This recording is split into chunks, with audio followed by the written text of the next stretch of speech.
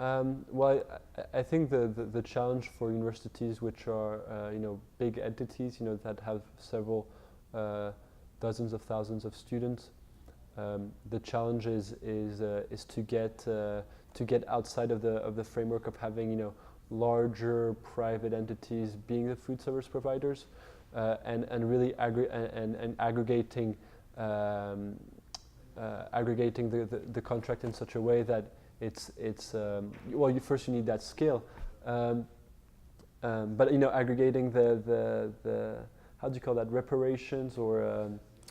aggregating the renovations with the catering, and food service in the residences and on different places around campus. So I think the sheer size of the RFP was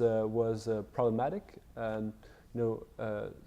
Some have argued that it could have been smaller pieces or smaller volumes, in which case other entities could have competed with the larger food service providers.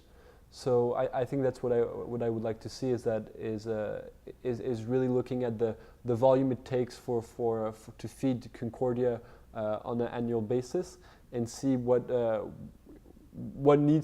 could go through smaller food service providers.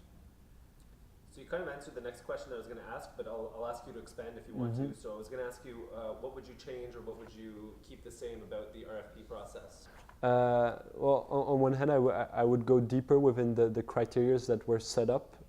by Concordia University, in terms of sustainability, where it comes from, and so I would make these criteria. I would go deeper within these criteria, and also I would make the contract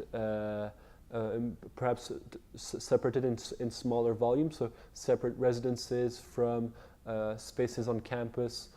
from catering, and also having a more long-term vision of how to feed a campus like Concordia, and that includes bringing in student voices, from the beginning, and having a structure of governance where all the users and the stakeholders are present around the table.